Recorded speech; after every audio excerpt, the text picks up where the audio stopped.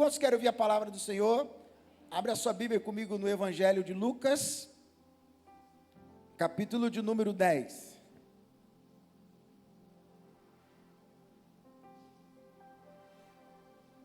Lucas, capítulo de número 10. A partir do versículo 38.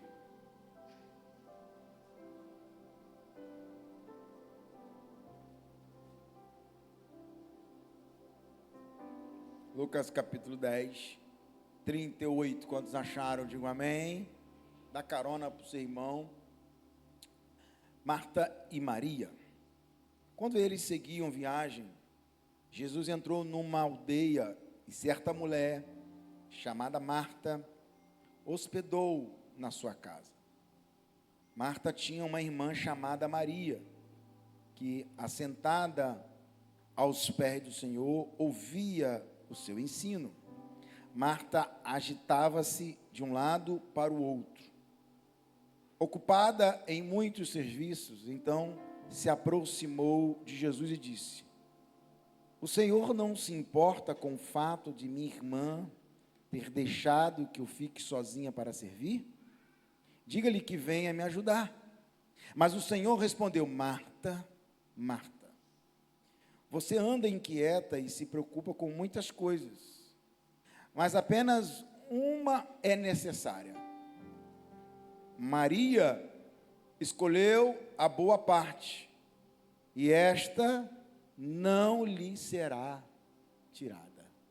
Coloque a sua mão sobre o texto sagrado, vamos orar. Pai, essa é a tua palavra, ela é fiel e ela é digna de toda aceitação. Fale conosco, no nome de Jesus.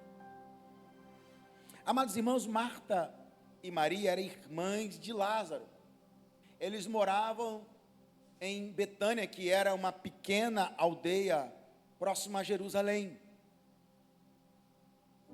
A casa de Marta e Maria se tornou um dos lugares onde Jesus mais gostava de estar, por causa do ambiente de amizade que Jesus tinha com Marta e Maria. Ali tinha acolhimento, ali tinha comunhão. É só você ler alguns outros textos, por exemplo, que a Bíblia fala que Lázaro era amigo de Jesus. Lázaro era o quê? Amigo de Jesus. Só isso aqui dá pra gente ficar mais um tempo falando sobre aqui, porque a Bíblia não fala que Lázaro era discípulo de Jesus. A Bíblia não fala que Lázaro acompanhava a multidão ao lado de Jesus. A Bíblia não fala que Lázaro ocupava um cargo importante, um cargo poderoso. Não. A Bíblia fala que Lázaro era amigo de Jesus. Isso aqui vale a pena refletir, porque às vezes a gente fica preocupado com posição, a gente fica preocupado com cargo, a gente já fica preocupado. Tanto é que os discípulos, em certa ocasião, mestre, quem é o maior? Olha a discussão que havia entre os discípulos.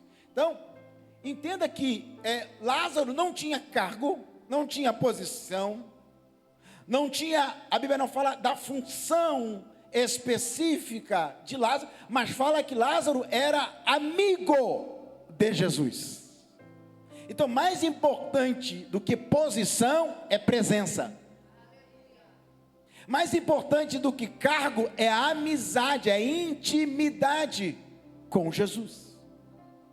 Quem está comigo, diga amém. E Marta e Maria, irmãs de Lázaro, ou seja, alguns historiadores chegam até a dizer isso, teólogos chegam a dizer que a casa de Marta e Maria era o refúgio de Jesus. Era um lugar para resenha. Tem lugar que é isso, né? É um lugar para tomar café.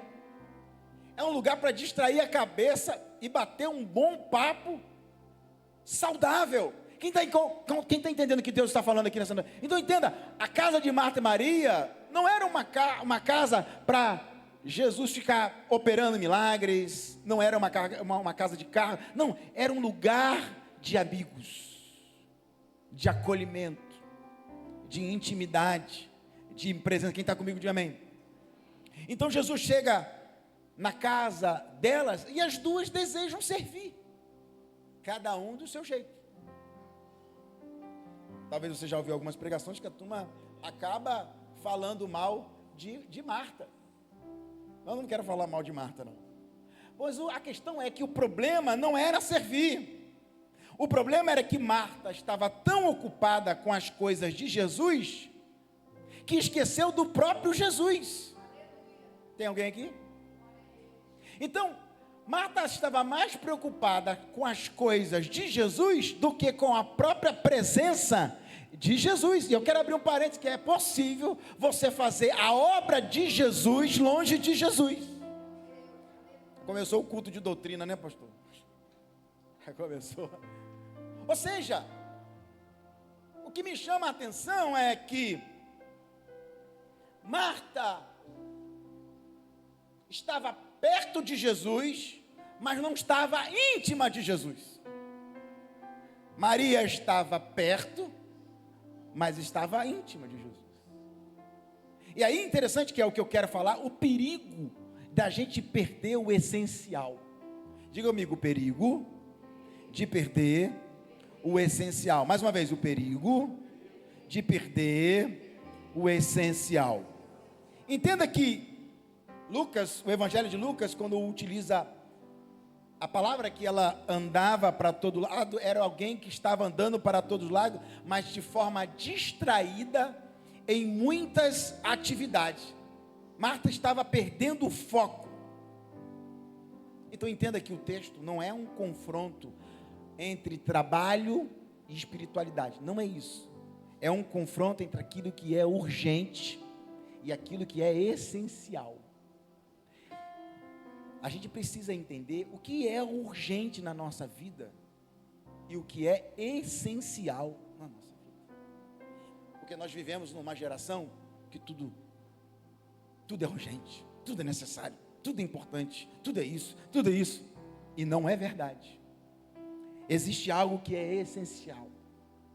Era importante cuidar da casa, era importante Marta cuidar dos afazeres, mas não era ali que Jesus estava toda hora. Uma vez que ele estava ali, a presença dele ali era essencial.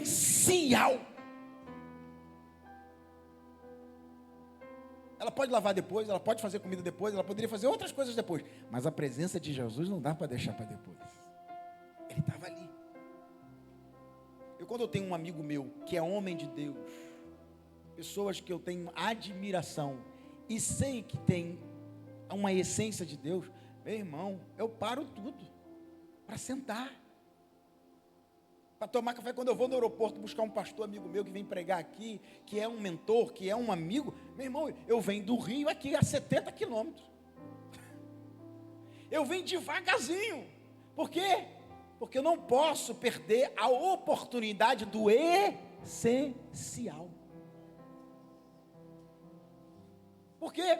Porque não é toda hora que a gente tem essa oportunidade, não é toda hora que tem momento de mesa, não é toda hora que tem um momento de café, não é toda hora que a gente tem um momento de resenha com o essencial. Quem está entendendo o que Deus está... mas você está trazendo um amigo? Não estou trazendo só um amigo, estou trazendo uma unção, eu estou trazendo um ministério, eu estou trazendo um legado, eu estou trazendo uma história. Isso é essencial. Correr deixa para outro momento, fazer outras coisas deixa para outro momento, deixa para depois, mas aquilo que é essencial é inegociável. Quem está entendendo, diga amém aqui. A questão não é trabalho e espiritualidade, a questão é o que é inegociável para você, o que é essencial para você. Quem está comigo, diga amém. Então entenda, o ativismo pode nos afastar daquilo que mais amamos. A Bíblia diz que Marta estava agitada para um lado e para o outro. Marta começou muito bem, mas o excesso de atividade impediu dela desfrutar da presença que estava dentro da sua própria casa. Às vezes, a gente relativiza muito a presença. A gente vai ficando acostumado. Aí a gente pede a oportunidade. E muitas vezes fazemos isso. Trabalhamos muito, corremos muito, produzimos muito, mas perdemos a capacidade de desfrutar. É pecado querer desfrutar daquilo que é do outro? É, mas é pecado tanto igual quando você não desfruta daquilo que Deus já te deu. Jesus está na minha casa. Como que eu não vou desfrutar dessa presença. Quem está entendendo, diga amém. Às vezes nós perdemos a capacidade de desfrutar. Quem vive correndo atrás de tudo, acaba não aproveitando nada. Irmãos, quantas vezes eu estava cheio de afazeres, o Espírito Santo falou no meu coração: cancela a sua agenda hoje, porque você precisa de um tempo a mais de oração, mais na minha presença. Quantas vezes eu tive que mudar toda a minha agenda na semana para buscar aquilo que é essencial. Mas não é importante, é importante. Não é urgente, é urgente. Mas tem coisa que é essencial, que é inegociável. Quem tá entendendo essa palavra, diga amém. O excesso de atividade pode produzir uma escassez da intimidade da presença. Jesus está dizendo o seguinte: Marta, é importante você fazer isso, mas Maria está naquilo que é essencial, naquilo que é providencial. Nem tudo que é urgente é tão essencial assim. Tem coisa que é urgente, mas não é essencial. Ou seja, Maria percebeu algo. Maria percebeu que a comida poderia esperar, a limpeza poderia esperar, a organização poderia esperar, mas aquele momento Jesus não poderia esperar. Eu vou ouvir de Jesus. E quando Jesus diz para Maria: olha, ela escolheu a boa parte, a expressão é: entenda uma coisa, ela escolheu a melhor parte. Porque veja só, quantas pessoas queriam estar perto de Jesus só pelos milagres, mas Maria queria estar perto de Jesus pela presença. Quem está entendendo, diga amém. Então entenda, não era a única coisa necessária, mas era a mais importante de todas, naquele momento, é a presença de Jesus. Vida cheia de urgência, mas pessoas sábias sabem identificar o que é prioridade na sua vida. Irmãos, a gente precisa saber o que é prioridade. Senão você começa uma coisa, aí alguém pede, você para, faz outra, faz outra, faz outra, faz outra, faz outra. E o essencial? E aquilo que é essencial, que é estar na presença do Senhor. Então quem não define prioridades, acaba vivendo escravo das urgências. Tudo é urgente. Então entenda, o que parece urgente hoje, pode não ter importância amanhã, mas o que é essencial, permanece para sempre. Então eu tenho que entender aquilo que é essencial na minha vida. Senão, eu percebo que o diabo está muito levando a gente com estratégia para nos distrair o tempo todo, nos ocupar o tempo todo, ficar o tempo todo distraído, ficar o tempo todo cheio de coisas. E aí a gente acaba não entendendo aquilo que é verdadeiramente o tempo para a gente se ocupar. O básico, o arroz com feijão, que é o tempo de devocional, tempo de leitura. Por isso que no meu canal, lá no YouTube, tem todos os dias um devocional.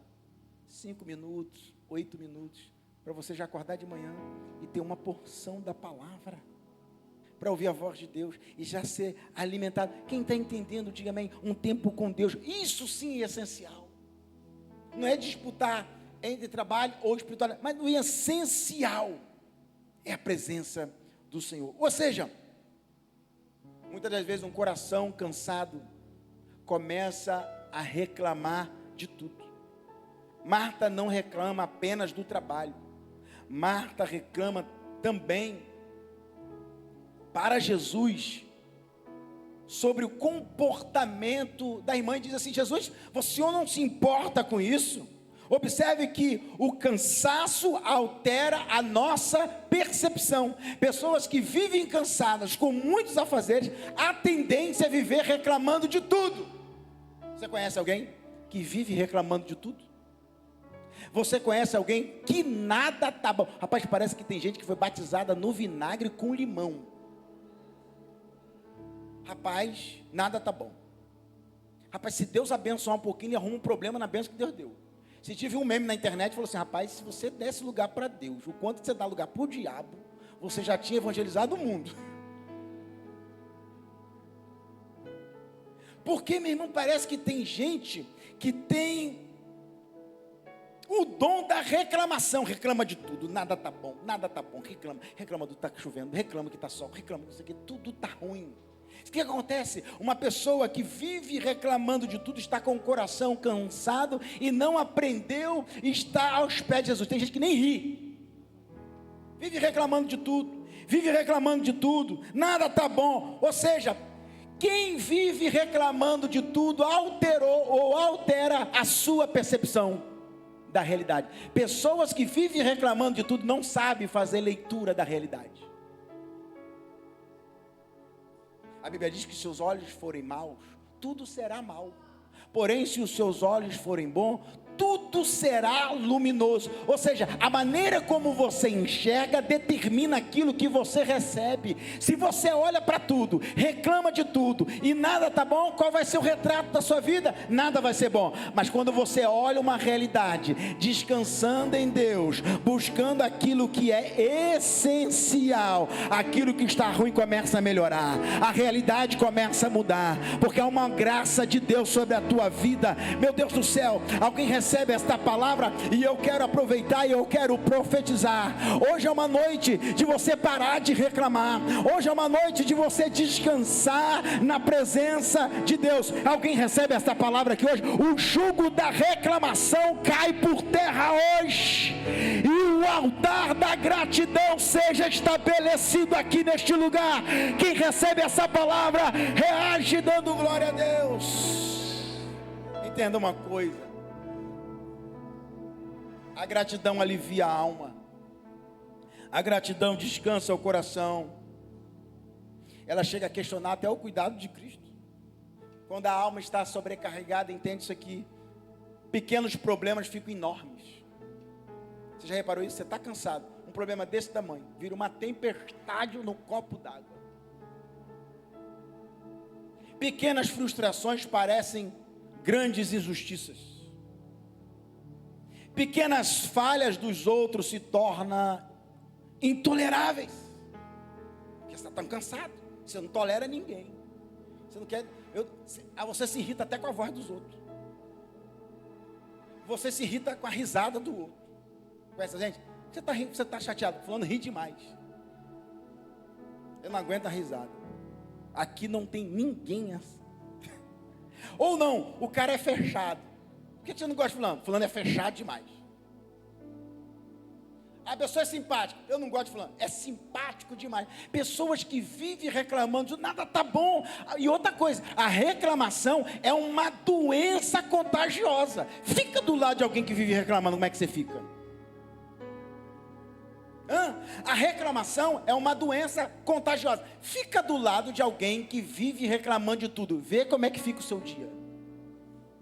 Vê como é que fica o seu humor, vê como é que fica o seu estado de espírito, vê como é que fica as suas emoções, porque a reclamação é uma doença contagiosa. Agora, fica do lado de alguém que tem um coração grato, fica do lado de alguém que tem um coração alegre, fica do lado de alguém que ama as coisas de Deus. O seu dia muda, o teu humor muda, a tua alegria muda. Quem está entendendo, diga amém. Quem recebe essa palavra, a alegria do Senhor sobre as nossas vidas. A Bíblia diz que a alegria do Senhor é a nossa força. A alegria no Senhor é a nossa força. Da onde que você tira a força? Me alegrar em Deus. Eu tenho esse compromisso com o Senhor. Eu falo, Senhor, por onde eu passar, eu quero ser bênção na vida dos outros. Irmãos, eu sei que às vezes eu sou até meio avoado. TDAH tem hora que ataca. Tem hora que eu fico avoado, passo correndo, às vezes no mercado, avoado. Mas eu me policio muito em passar em lugares, lidar com pessoas. Às vezes já parei para orar dentro do mercado, na calçada, orando em lugares. O que eu estou querendo dizer é o seguinte: por onde você passar, você vai levar a unção de Deus sobre a tua vida. por onde você passar, você vai contagiar com a alegria do Senhor. Em vez de você ser influenciado no ambiente que você entra, é você que vai influenciar o ambiente que você chegar. Quem está entendendo, diga amém. É onde você chegar, chega cura. Aonde você chegar, chega milagre. Aonde você chegar, chega a alegria do Senhor. Por quê, pastor? Há uma presença de Deus sobre a tua vida. Meu Deus, quem recebe essa palavra, dá uma glória a Deus. Porque quem perde o essencial, perde também a alegria. Porque quem busca o essencial, não recebe a alegria da circunstância. Porque se a circunstância mudar, você vai mudar. Mas Deus não muda. O céu não muda. Aonde é a fonte da sua alegria? É no Senhor. A fonte da nossa alegria é o Senhor. Ou seja, uma alma sobrecarregada interpreta até o cuidado de Deus como abandono. Quando a gente está muito sobrecarregado, muito cansado, o silêncio de Deus você acha que é abandono, e não é. Porque você está cansado, você está sobrecarregado. Por isso que é inegociável o essencial. É inegociável aquilo que é essencial. Quem está comigo, diga amém. A presença de Jesus vale mais do que qualquer realização. Maria senta-se aos pés de Jesus. Essa era a posição de um discípulo aprendendo com o mestre. Então entenda uma coisa: enquanto Marta estava ocupada servindo Jesus, Maria estava ocupada ouvindo Jesus. São coisas diferentes. Você pode estar fazendo coisas para Jesus, mas não está ouvindo o próprio Jesus. Isso serve para nós. Você pode estar trabalhando na igreja de Jesus e não estar ouvindo Jesus. Você pode estar fazendo coisas para Deus longe de Deus. É por isso que existem muitas pessoas que estão desviadas dentro da igreja, afastado mesmo estando na igreja. Então existe algo muito importante. Não dá para negociar a presença. Por isso que você já reparou que aqui na nossa igreja toda hora tem uma sala de oração, toda hora tem 12 horas de oração, toda hora tem um monte na igreja, todo quanto é reunião. Esse dia fiz reunião com a liderança, graças a Deus foi mais oração do que reunião. Reunir a liderança, nós vamos adorar a Deus, nós vamos orar, nós vamos falar com Deus. Quem está entendendo, diga amém. Porque nós precisamos trazer aquilo que é essencial. Ou seja, não existe o sucesso ministerial, profissional ou financeiro que compense uma vida sem comunhão com Deus. Eu tenho uma mentoria que eu atendo a empresários. Eu sou psicólogo, então na minha área de psicologia eu tenho uma mentoria que eu atendo a empresários, a empresa. E um dos pilares dentro dessa mentoria é o pilar espiritual. Ué, pastor, mas pode falar? Claro. Você sabia que agora eu estive nos Estados Unidos, na Universidade de Harvard. A Universidade de Harvard descobriu, nos seus estudos, que uma espiritualidade saudável provoca uma saúde mental estável. E se você tem uma saúde mental estável causada pela espiritualidade, você tem menos problemas financeiros, menos problemas emocionais, e algumas coisas da sua área você consegue resolver melhor. Alguns estudos chegam a dizer que até a sua imunidade melhora. Então, ora que melhora. Outros estudos também que a ciência descobriu que quando você começa a orar, o seu córtex pré-frontal, que é essa região aqui da frente do cérebro, que é responsável pelas suas funções executivas, ela fica mais irrigada de sangue, ou seja, melhora o seu foco, sua atenção, sua motivação e o seu humor, por causa da oração. A ciência está descobrindo algo que a palavra de Deus já tem revelado há muito tempo. Meu Deus, eu quero profetizar aqui nessa noite. Eu quero profetizar que há cuidado de Deus daqueles que buscam aquilo que é essencial. A presença de Deus não é um detalhe da vida cristã. A presença de Deus é o centro da vida cristã. Então, qual o legado que você está deixando? Qual o legado que você está deixando para as futuras gerações? O que alimenta a sua alma é mais importante daquilo que alimenta a tua agenda de atividades.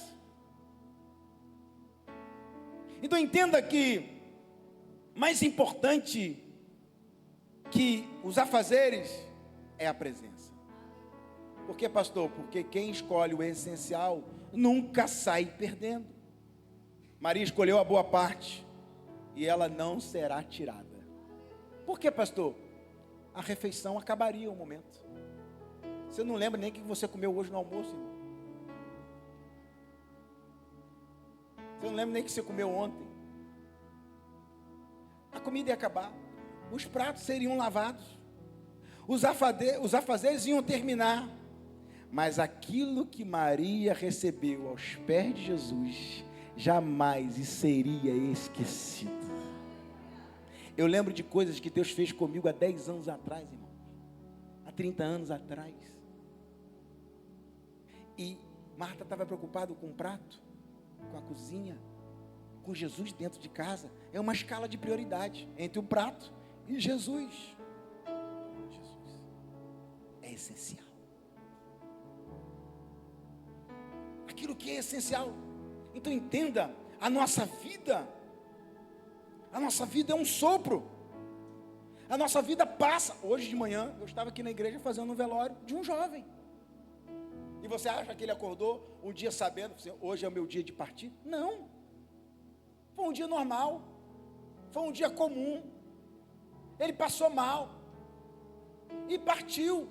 A questão é, e o legado qual que fica? O que nós vamos deixar para as futuras gerações? Você não está entendendo? Nós precisamos ser instrumento de... O amor de Deus, a presença de Deus, nunca é egoísta. Escuta isso aqui, o que Maria recebeu, jamais seria tirado. O que Maria recebeu, jamais seria pagado. Pelo contrário, iria abençoar Maria, iria abençoar as futuras gerações. Mas os afazeres? O amor de Deus, o sonho de Deus, o que Deus faz na nossa vida, é para sempre. Ou seja, tudo na vida é temporário, mas aquilo que construímos na presença de Deus, permanece. Meu irmão, você pode morrer, mas aquilo que você fez em Deus não morre. Vai abençoando seus filhos, vai abençoando seus netos, vai abençoando seus bisnetos. Eu só estou de pé aqui, pregando a palavra, porque a minha avó tinha 2 calos no joelho, de tanto orar, e hoje eu estou de pé aqui. Meu filho é abençoado pela avó dele, que ele nem conheceu, pela bisavó dele, que ele nem viu e ele nem sabe, ela morreu, mas o legado, a unção, a graça, a presença de Jesus, a melhor parte, a boa parte, ainda permanece, alguém pega essa palavra ainda aqui agora, permanece até hoje. E sabe qual é a minha palavra aqui hoje? É que o que você está fazendo para Deus, venha permanecer para as futuras gerações. Alguém recebe essa palavra aqui hoje? Alguém glorifica o nome do Senhor?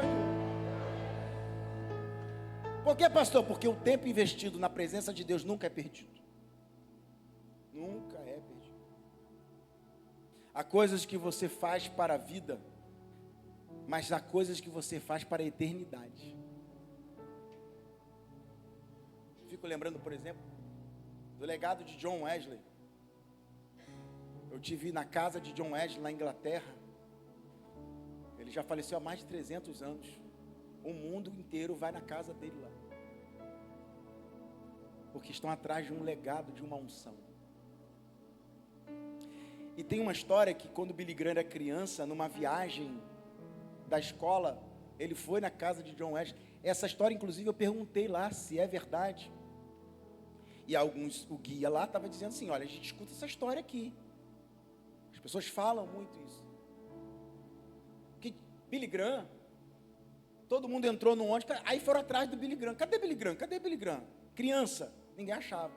Aí rodaram a casa e encontraram o Billy Graham dentro do quarto de oração de John Wesley, de joelhos dobrados. E ele ficou encantado, segundo eu escutei dos historiadores, com a história de John Wesley.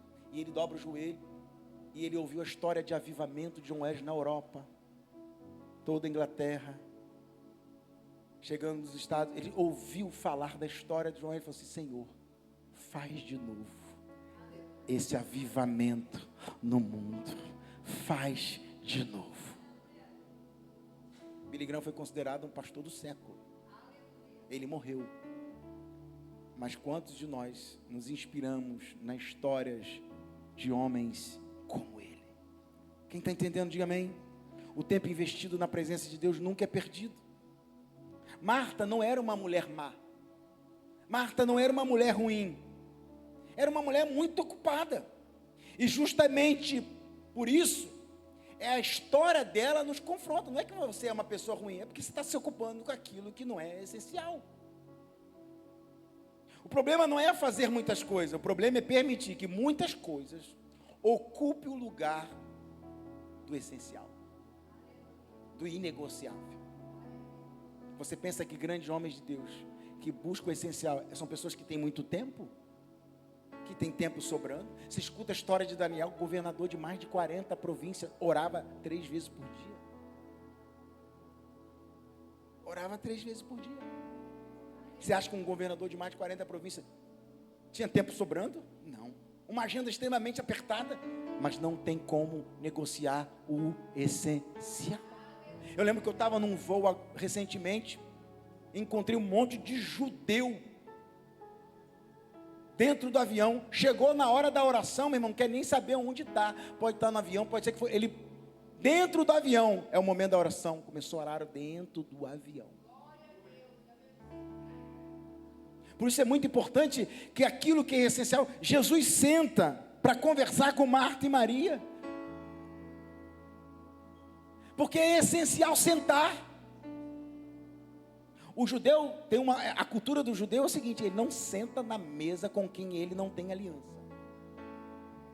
Ele não senta na mesa com quem ele não tem aliança. Eu lembro que eu estava pregando sobre isso.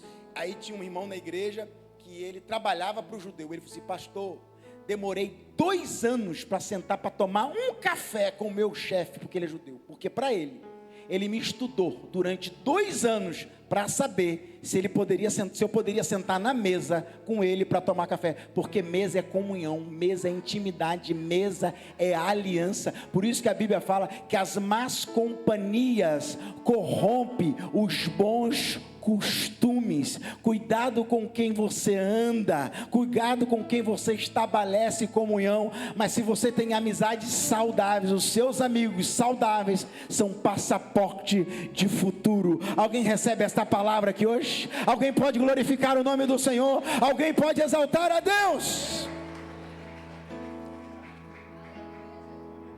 Quem que você tem amizade? No mundo de hoje não dá para ser amigo de todo mundo. Nós temos que ser amigos dos amigos de Deus.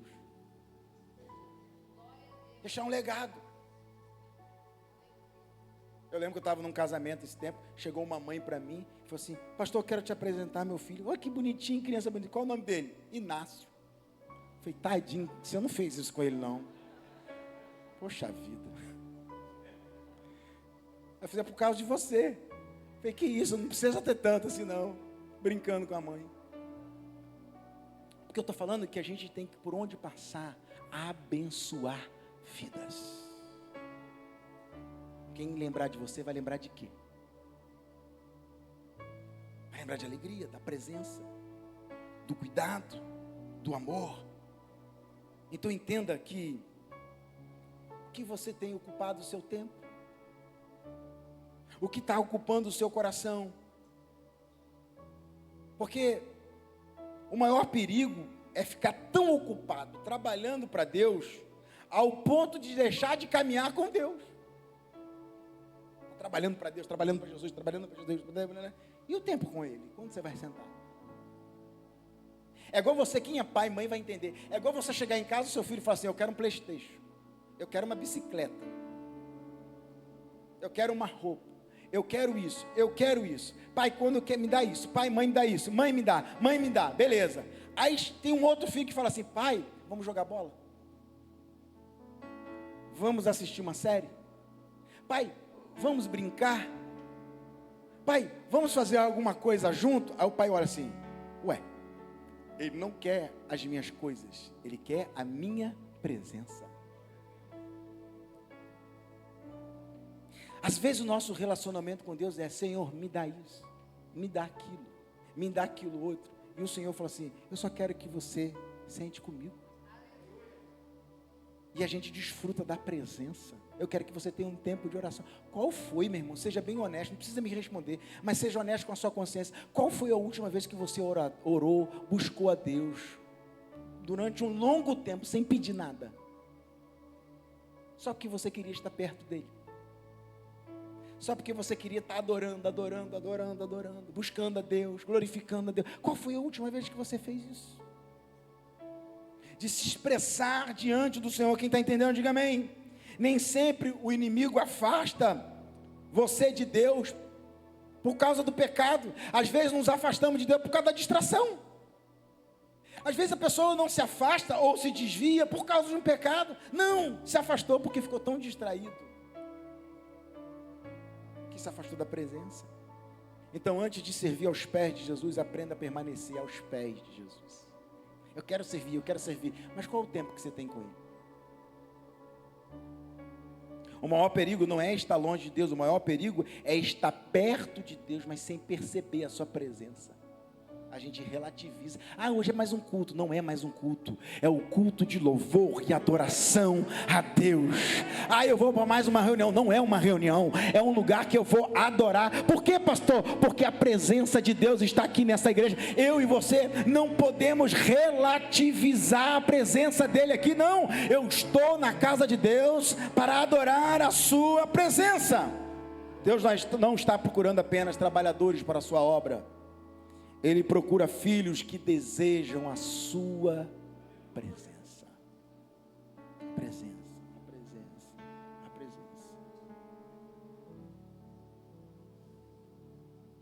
Então você tem que deixar um legado.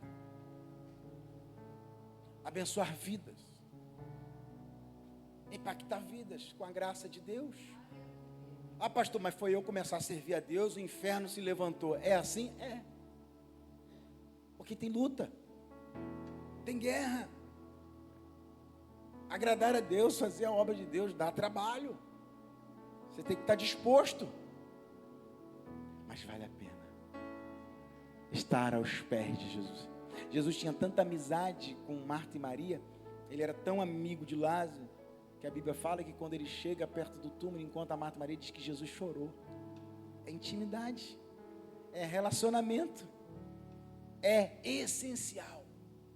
E hoje, nesta noite, nós não podemos perder aquilo que é essencial. Se coloque de pé, vamos orar.